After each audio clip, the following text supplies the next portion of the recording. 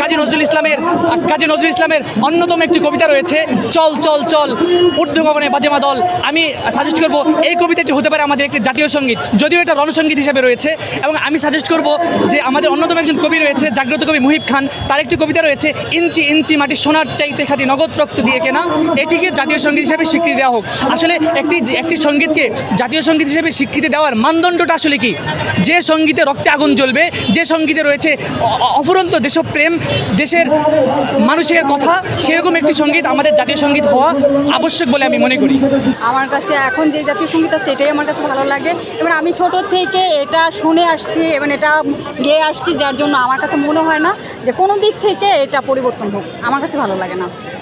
আর এখন যারা চাচ্ছে তারা কোন দিক থেকে চাচ্ছে, কেন চাচ্ছে, আসলে এটাও আমি ভালো জানি না। কি কোন দিক থেকে, কোন অ্যাঙ্গেল থেকে মনে হচ্ছে যে জাতীয় সঙ্গীত চেঞ্জ করা উচিত। তারা বলছে এটা পশ্চিমবঙ্গকে বোঝানো হচ্ছে, আমার সোনার বাংলা মানে বাংলাকে বোঝানো হচ্ছে, অর্থাৎ পশ্চিমবঙ্গ। তাহলে 71 থেকে আমরা শুনে আসছি, তাহলে এতদিনে কেন মনে হলো না কারো যে এটা পশ্চিমবঙ্গকে আমরা বুঝাচ্ছি? তাহলে এতদিনে তো কেউ এটা বললো না, বুঝাইলো না। সরকার যে শুধু যে এতদিন যে আওয়ামী লীগ ছিল সেরকম না, সব দলই তো ছিল, সব দলই আসছে, তাহলে কেন তখন মনে হলো না যে এটা পরিবর্তন করা উচিত?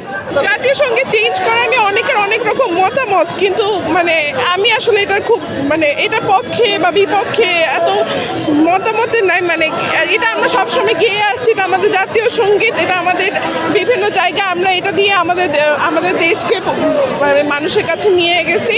তো আমার মনে হয় জাতীয় সঙ্গীত যেটা ছিল এটাই থাকবে, এটাই।